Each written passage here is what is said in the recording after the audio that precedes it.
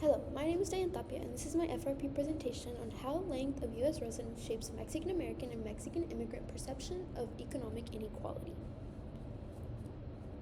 For an abstract overview, this presentation examines how length of residence in the United States changes Mexican Americans and Mexican immigrants' perceptions of opportunity and experiences of economic inequality. By using theories of conflict theory, racial formation, symbolic interactionism, and assimilation, this study will show how structural barriers, racialization, and everyday experiences vary across time and place.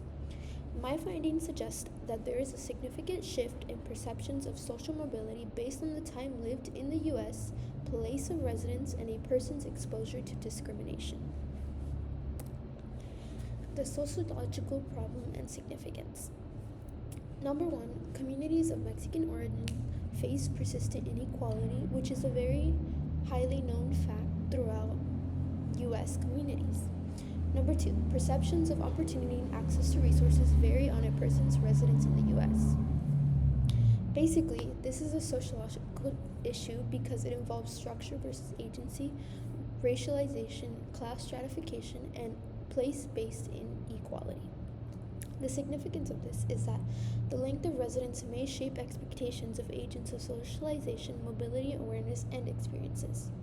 The purpose is that it helps us explain why the American dream is unequally experienced by multiple populations, specifically Mexican immigrants and Mexican Americans. My research thesis and question.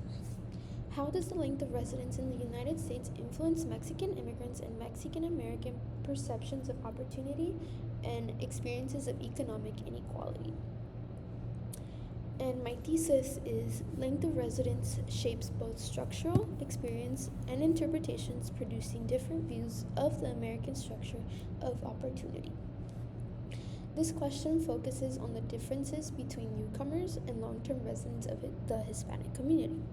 It finds that their personal interpretations of what is available to them stems from their length of residence and place, and their perceptions shift as individuals experience changing structural barriers, racialization, and social interactions in their neighborhoods and the people they are around and the jobs they have access to.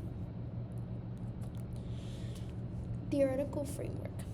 I will be using conflict theory, racial formations, and colorblind racism, and symbolic interactionism and assimilation. For conflict theory, there is competition over resources and it produces inequality. Macy states unequal distribution across social categories. Robinson and Barrera state super exploitation of immigrant labor is built into the logic of global capitalism. For racial formation and colorblind racism, Omi and Winant state that race is produced through social processes. Bonilla Silva states modern racism operates through frames that deny inequality. Symbolic interactionism and assimilation. Meanings of opportunity are learned through everyday interactions, which is what it means, and perceptions shift as immigrants adapt, which is basically assimilation. Structure. Structural factors that shape these perceptions are racialized labor markets, language barriers and access to getting legal status, education access for these people, and place-based social inequality. These structures shape both actual experiences and perceived opportunity, constraining mobility for newcomers. And evidence for this is Ornella's is that immigrants face linguistic, legal, and racial ethnic discrimination as barriers to opportunity. Jimenez states that immigrant replenishment sharpens ethnic boundaries, and McIntosh states that white privilege is an invisible package of unearned assets. Navigating constraints. These are ways that the individuals of Mexican origin as a minority group navigate structural and political exclusion. They learn English, they build social networks, they gain legal status, they move to better locations to find better labor markets, and they compare their experiences of their previous home in the US. This is where symbolic interactionism and assimilation appear. It emphasizes that people are not passive, but that they interpret and respond to their environment and conditions.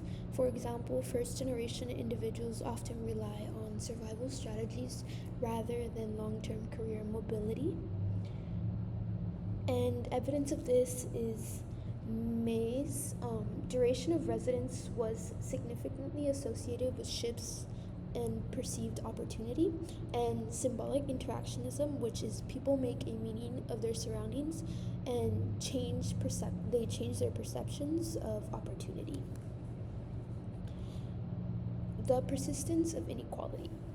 Why inequality persists despite agency is that structural racism, which Brunella Silva states, racialization, with which Omi and Winot state, economic exploitation, which Robinson and Barrera state, and stratification intergenerationally, which Macy states.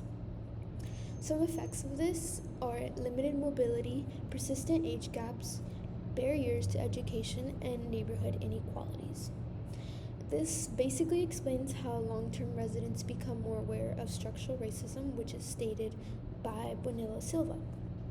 Some evidence of this is that Macy states that social stratification involves unequal distribution of people across social categories, and Ornelas states that discrimination remains a constant barrier.